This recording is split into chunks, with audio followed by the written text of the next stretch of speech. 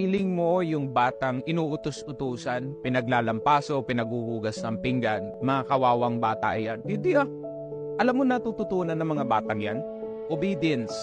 Alam mo natututunan yan? Maging maliksi, maging malakas. Ang tunay na kawawa is yung mga batang binibaby. Kasi yung batang binaby, mga lampa. Mga batang binaby, mga iyakin yan. Mga walang alam gawin sa mundo.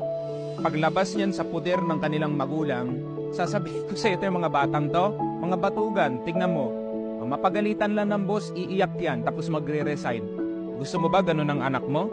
O, kung gusto mong umasenso yung anak mo, bigyan mo ng gawaing bahay.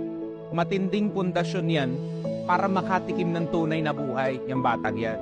Mamili ka, malakas na bata or mahina. O ikaw, kapwa magulang ko, ikaw ang pipili niyan. Bibihin mo, lampay ang anak mo. Turuan mo ng tunay na buhay, aasenso yan.